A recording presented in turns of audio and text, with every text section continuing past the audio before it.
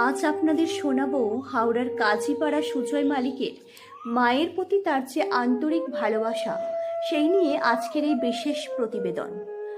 হাওড়ার সুজয় মালিক আসলে খুব ছোট্ট একটি ছেলে, যার কাছে তার জীবন হলো তার মা।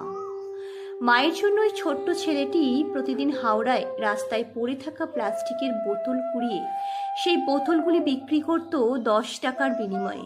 তবে হ্যাঁ, সেই 10 টাকা কিন্তু খরচ করতো না, আর সেই 10 টাকা তার ঘরে থাকা বোকা ভাড়ে জমা করে রাখত।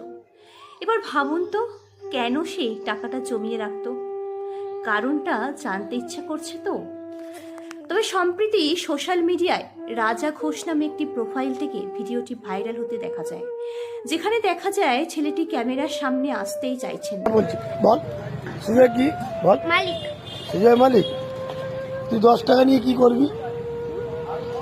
10 টাকা দিয়ে বিক্রি করে? হ্যাঁ, একটা কথাই বারে বারে বলছে, ক্যামেরাটা বন্ধ করো, আমি সব বলবো তোমায়।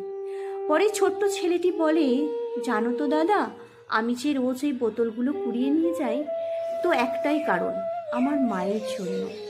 আমার মায়ের জন্মদিন আছে সামনেই, আর আমি আমার মায়ের জন্মদিনে কেক কিনে দিতে চাই।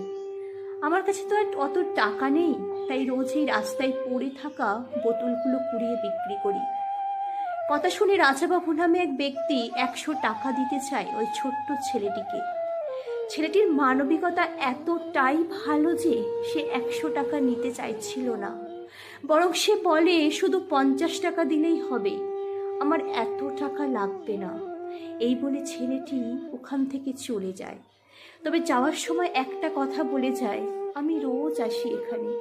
কিন্তু এবার ভেবে দেখুন তো, বর্তমান দিনে যেভাবে বৃদ্ধাশ্রমে বাবা মায়েদের পাঠানোর চিন্তাভাবনা করছে ছেলেমেয়েরা, সেই জায়গায় দাঁড়িয়ে এক ছোট্ট ছেলেটির মানবিক মুখ দেখে সত্যি আমরা খুবই আনন্দিত।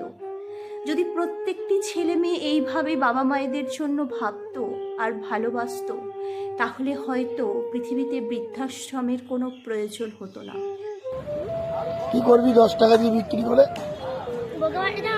হ্যাঁ, বোকা ভাড়ে জমাবি? কি কিনবি বল? কি কিনবি? কালকে জন্মদিন? তুই আমার থেকে পয়সা নিয়ে যা, তোকে আমি 100 টাকা দিচ্ছি, ঠিক আছে? নিউজ আমার বাংলা,